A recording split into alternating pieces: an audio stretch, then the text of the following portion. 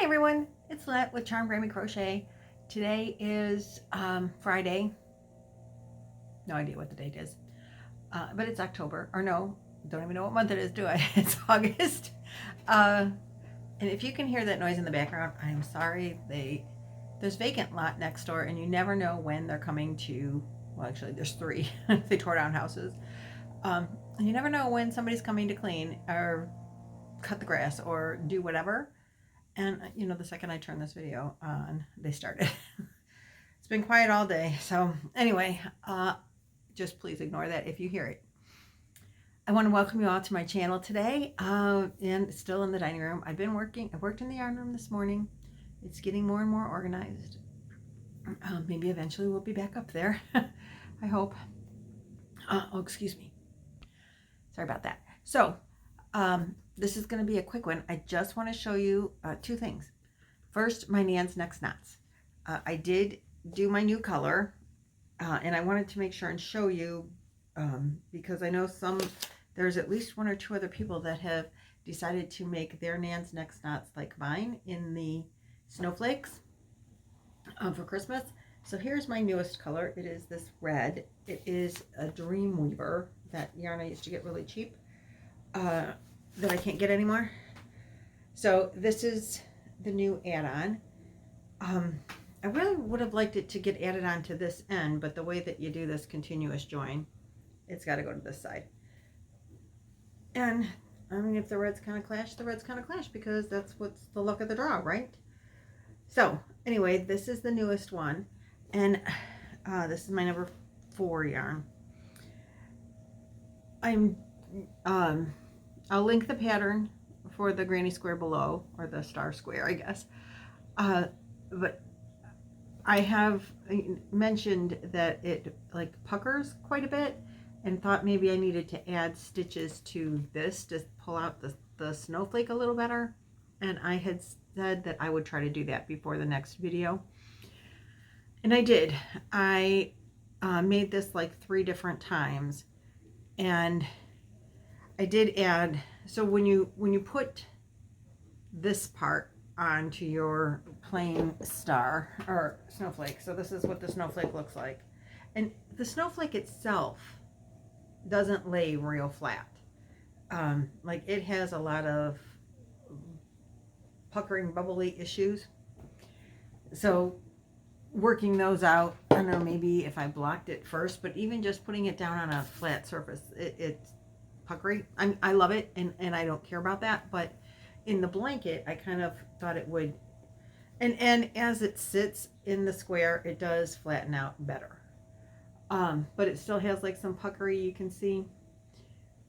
So when you do this in the original pattern, you make your stitch into this loop, and then you chain 1, and then you make your stitch into this loop, and you chain 1, and then you make, so in between this you're doing this little border around it, and it like almost makes it square, like taller to smaller stitches around.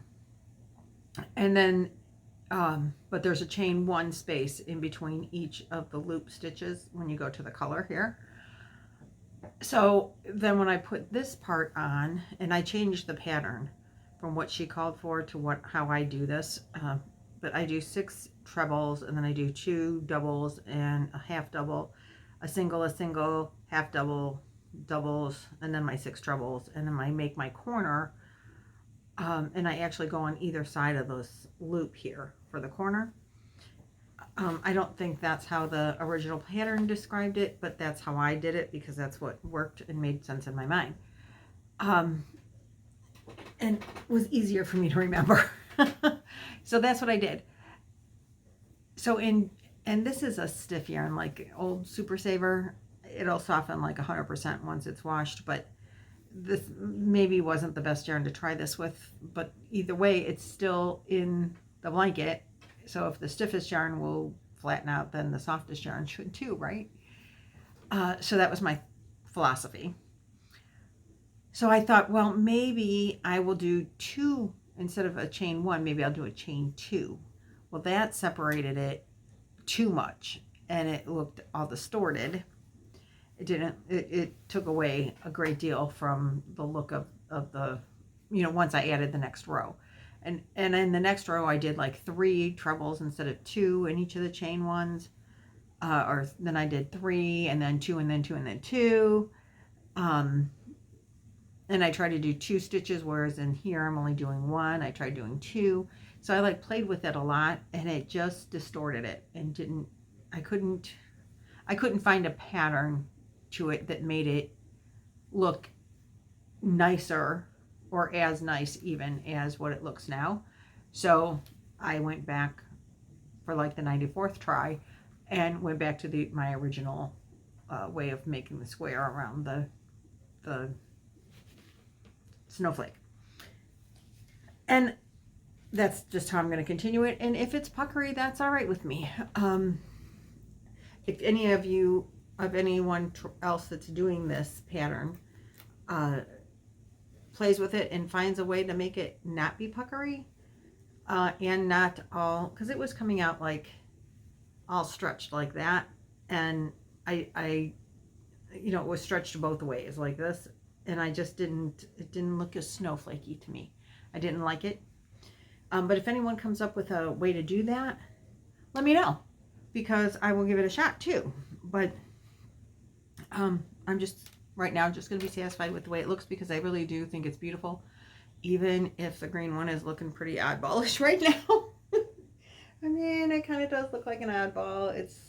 I guess it's the green step-headed child instead of the red step-headed child, but that red there is kind of bright for it too. So, Nan, I don't know which color numbers they are, but I would like you to pick some greens for me next time, okay? This was green, whatever last week's number, week number 4 was the green number. I have 4 green numbers. So really, the fact that we have 5 red and 1 green, what are you doing, Nan? What are you doing? That's all I can say. I love it.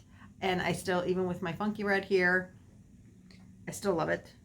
With my red-headed, or my green-headed stepchild, I still love that too. It is coming along gorgeously, and I am enjoying this Luck of the Draw 4 as much as I enjoyed Luck of the Draw 3. And I hope that there will be a Luck of the Draw 5. Maybe I'll do spring colors and do something spring for Luck of the Draw. Somebody, Jaxie, is making a shawl, and it is gorgeous. I don't remember the stitch, but it is simply gorgeous. I'm sure she shows it on her channel. I know she posts she posts pictures in the Nan's Next Net messenger chat, and I totally love it. I want one, Jaxie, just so you know. Oh, and here's my red yarn. I got to put that away for next week. So the other thing is, I told you and I showed you that I bought this loom, beading loop thing, because Debbie, the Canadian crocheter, said that she found it so easy to use. Oh my goodness. That's all I can say. Oh my goodness. So I pulled it out, and I did previously, before the loom ever came, I did watch a video on how to do it. I watched one video. And in like a half an hour or less, I have this done. Now these beads, I don't want to turn, when I turned it one time to show someone, I dropped all the beads. I didn't have it tight enough, and it fell apart. I didn't have the dowels on the ends tight enough, but I think we're good. So anyway, like, really, how easy is this? So simple. I ran out of thread, so I have to figure out how to attach new thread. Oh, I got an itch. So I'm going to attach new thread and finish, and then I don't know how to take it off. I don't remember from the video how you get it off and how you finish it up. I know glue was involved, so I have to find some glue. And the clampy, I have the clampy, she used clamps, so I have those. Somebody's calling me. They'll have to leave a message. So that's the bottom line with this. I totally am loving it, and I think it was a great purchase. Now these beads that I'm using, I mean, if you, like, from a distance, probably doesn't look so bad, but if you look up close, they're not all the same size. Like you can see this orange one right here is like way smaller, and there's some that are bigger, and so they're not like lining up completely as nicely as I think they should. I think once they're on and they're tight, it'll be okay. But they were just I'm pretty sure I got them at Michael's. It must have been in the spring, and I bought them for using with stitch markers, but I really didn't like making stitch markers. I have to say, I wasn't real thrilled with it. So I had this mixed, and they're all the same. They're supposed to, I'm sure, be all the same size seed beads. It was just this mixed thing of seed beads in a plastic container, and I put them all in this bowl. And even if you look at them in the bowl, there are several different widths to them. I don't think it's really supposed to be that way, but it was just like a generic. So I thought, you know what, for practice, I'm going to use them because why not, right? So I did. And it looks fine. It wouldn't be, I'm hoping that like all the beads that I bought in here and all the beads, or this came with, and all the beads, but these are very tiny. And these are bigger than these. And the ones in my bowl that I bought, the seed beads that I bought in the like just mixed generic, are bigger yet. But I'm hoping in the like individual specialty packages that the beads will be, they seem to look more even in size. So I'm hoping that that's the case, and that's why some of these don't want to lay flat. I think is because the beads are not necessarily exactly the same. But when I'm looking at these in the little bags, they look like they possibly are, or probably are. So I'm real excited about that. And I have some E6000.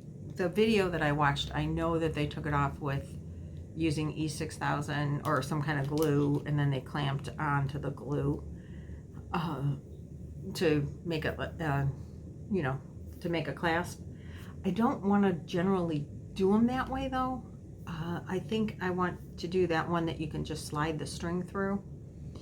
So I don't know if I left enough string at the ends to do that, because I don't know how much you need. I didn't think about it when I was cutting them. I was just excited to put it together. And I do have the claspy ones, but I do want to try the pull, you know, so no matter, like I could wear this or my grandkid could wear this, you know, the tiny ones, or the, you know, if you want it to go around your ankle, or if you want it to go around your wrist, you have space for that. So I have to probably YouTube it. I'm sure that somebody on YouTube is going to be able to tell me how to do that, and maybe do it out of the 5 strands of string that I have already on here. So that'll probably be a video to watch while I'm driving in the car today on the way to the camper.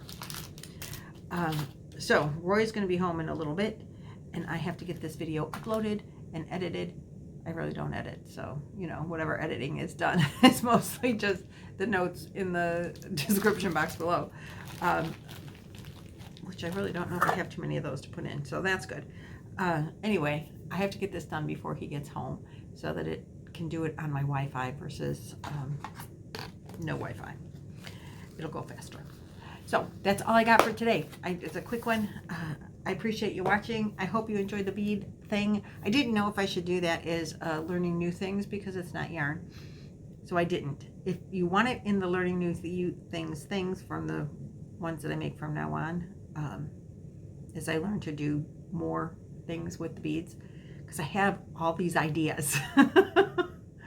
Oh, it's never ending. Now I have all these yarn ideas and all these bead ideas. Debbie, what did you do to me? Okay, guys, I'll see you in the next video. Bye.